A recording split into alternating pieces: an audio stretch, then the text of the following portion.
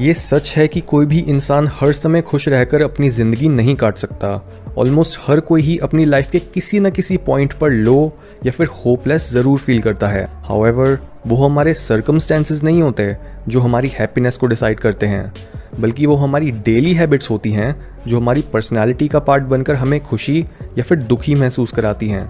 इसलिए आज के एपिसोड में हम ऐसी ही कई बुरी हैबिट्स को डिस्कस करेंगे जो हमें ज़रूरत से ज़्यादा अनहैप्पी महसूस कराती हैं और हम किस तरह से इन हैबिट्स को ब्रेक कर सकते हैं। नंबर 12, अनहैप्पी लोग दूसरों को बहुत ज़्यादा जज करते हैं, क्योंकि जिस तरह से आप दूसरे लोगों को देखते हो वो उनके बारे में कम और आपके बारे में ज़्यादा बताता है कि आप कैसे इंसान हो। एक स्टडी बताती है कि जितना पॉजिटिवली आप दूसरे लोगों को देखते हो उतना ही आप हैप्पी और इमोशनली स्टेबल रहते हो। ये इसलिए क्योंकि जब आपके अंदर दूसरों को जज करने की बुरी आदत होती है तब आप हमेशा इसी डाउट में फंसे रहते हो कि सामने वाला इंसान आपका दोस्त है या फिर दुश्मन, और जितना ज़्यादा आपका ये डाउट होता है उतना ही आप दूसरे लोगों में नेगेटिविटी निकालते हो। इसके साथ ही साइकोलॉजी बताती है कि ज़्यादातर जजमेंट्स हमारी खुद की इनसिक्योरिटीज से ही निकल कर आती हैं, यानी हम अपनी नेगेटिव क्वालिटीज़ को दूसरे लोगों में ढूंढते हैं और उन्हें उनके लिए जज करते हैं। इसलिए अगर आप खुद की इमोशनल स्टेट को इम्प्रूव करना चाहते हो तो पहले दूसरों को जज या फिर हेट करना बंद करो। नंबर 11, अनहैप्पी लोग ओवर थिंक और ओवर रिएक्ट करते हैं।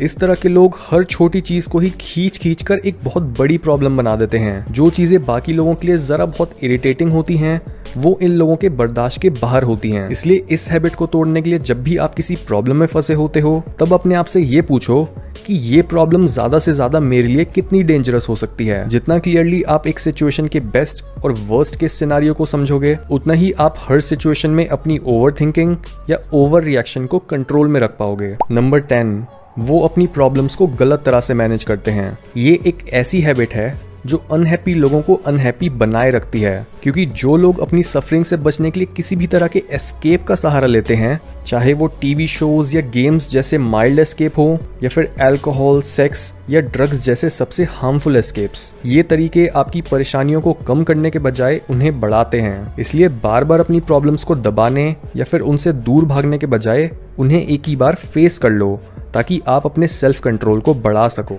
नंबर 9, वो पैसों और मटेरियल चीज़ों को ज़्यादा वैल्यू करते हैं। एक स्टडी जिसमें ये पता करने की कोशिश करी गई थी कि जो लोग मटेरियलिस्ट होते हैं उनके बिहेवियर का उनकी लाइफ सेटिस्फैक्शन पर क्या असर पड़ता है, उसमें यह पता चला कि मटेरियलिस्ट लोगों के लिए ग्रेटफुल यानी खुशकिस्मत महसूस करना बहुत मुश्किल होता है, जिसकी वजह से उनकी ओवरऑल लाइफ सेटिस्फैक्शन ज़्यादा नहीं होती और वो इतना सारा पैसा और पोजेशंस इकट्ठा करने के बाद भी अनहैप्पी रहते हैं। इसलिए अपनी लाइफ का मेन फोकस कभी भी पैसा, बंगला, गाड़ी, इन सब चीज़ों पर नहीं बल्कि अपने क्रिएटिव परसूट्स और अपने रिलेशनशिप्स पर लगाओ। नंबर 8, वो अपनी डाइट पर ध्यान नहीं देते।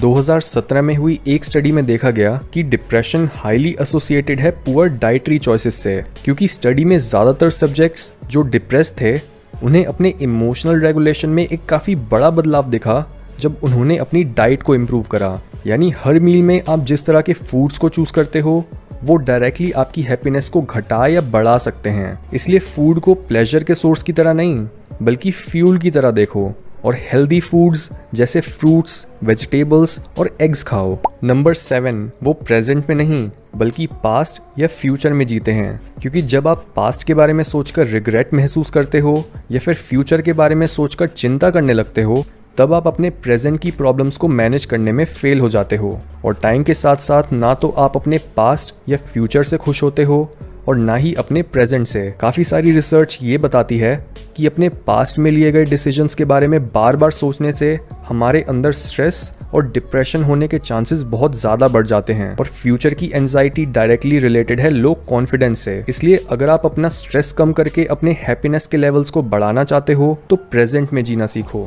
नंबर 6, उनका वर्ल्ड व्यू काफ़ी नेगेटिव होता है।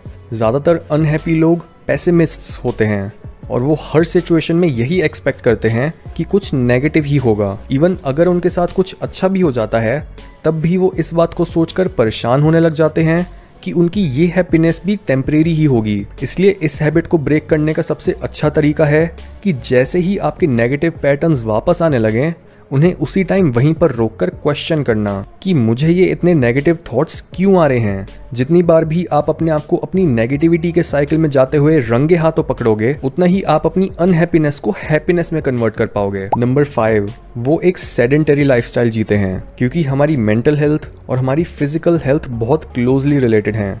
और अगर आप दोनों में से किसी एक एरिया पर काम नहीं करते हो तो उसका नेगेटिव इन्फ्लुएंस दूसरे एरिया पर ज़रूर पड़ता है। एक एक्सरसाइज रूटीन रेगुलर इंटरवल्स में आपकी बॉडी में एंडोर्फिन्स रिलीज करता है और आपके हार्मोनल सिस्टम को बैलेंस रखता है, जिस वजह से अगर आप पूरे दिन में ज़्यादा मूव नहीं करते और ना ही आप कभी भी वॉक पर जाते हो तो उससे आप डिप्रेस्ड फील करने लगते हो। इसलिए अपने रूटीन में किसी भी तरह की एक्सरसाइज या वर्कआउट ज़रूर ऐड करो। नंबर 4, वो या तो ज़्यादा सोशलाइज नहीं करते या फिर ऐसे लोगों के साथ हैंग आउट करते हैं जो खुद भी अनहैप्पी हैं, क्योंकि रिसर्च इस बारे में एकदम क्लियर है कि जो लोग सबसे दूर रहते हैं और लोनली फील करते हैं उनकी लाइफ सेटिस्फैक्शन बहुत कम होती है और उन लोगों में हेल्थ प्रॉब्लम्स भी बहुत ज़्यादा होती हैं। और जो लोग अपने जैसे ही अनहैप्पी या फिर नेगेटिव लोगों के बीच रहते हैं उनके लिए भी अपनी इस बुरी हैबिट को बदलना बहुत मुश्किल होगा। इसलिए ऐसे लोगों के साथ रहो जो आपको हर सिचुएशन की ब्राइट साइड को देखने के लिए फोर्स करते हैं और जो आपकी बुरी हैबिट्स को बदलने में आपकी मदद करते हैं। नंबर 3, वो दूसरों को ईजिली माफ़ नहीं करते।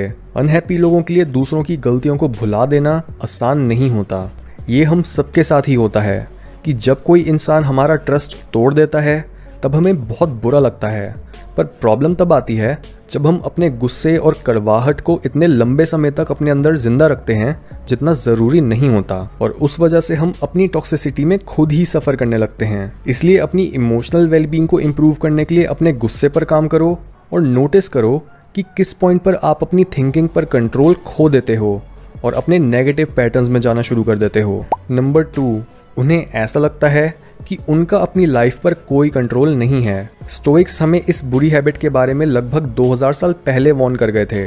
स्टोइक फिलोसोफर एपिक्टेटस का बोलना था कि हम इंसानों को कोई भी सिचुएशन अपने आप में नुकसान नहीं पहुंचा सकती, पर अक्सर जिस तरह से हम एक सिचुएशन को देखते हैं वो हमारा कातिल बनता है। जो लोग हमेशा ये सोचते रहते हैं कि वो लाइफ को नहीं बल्कि लाइफ उन्हें कंट्रोल कर रही है, वो अपने रास्ते में आने वाली हर अपॉर्चुनिटी को मिस कर देते हैं और उसके बाद अपने ही बुरे डिसीजंस की वजह से हेल्पलेस फील करते हैं। इसलिए कोई भी डिसीजन लेने से घबराओ मत और फिर जो भी आउटकम मिले उसे खुशी के साथ एक्सेप्ट करो। नंबर 1, वो अपने आप को एक विक्टिम मानते हैं। ये अनहैप्पी लोगों की सबसे बुरी हैबिट्स में से एक है कि उन्हें ऐसा लगता है कि लाइफ उनके साथ फेयर नहीं है। उन्हें लगता है कि इवन दो उन्होंने कभी भी कोई ऐसा काम नहीं करा जो उनकी लाइफ को इतना प्रॉब्लमैटिक बना सकता है, पर फिर भी अपनी इतनी मुश्किलों की वजह से वो अपनी लाइफ को डर डर के जीने लगते हैं और वो दूसरों पर ईजिली ट्रस्ट भी नहीं कर पाते। हाउएवर, ऐसे लोग अपने आप से झूठ बोल रहे होते हैं कि वो दूसरे लोग या फिर पूरी दुनिया है जो उन्हें आगे बढ़ने से रोक रही है, पर असल में ये ब्लेम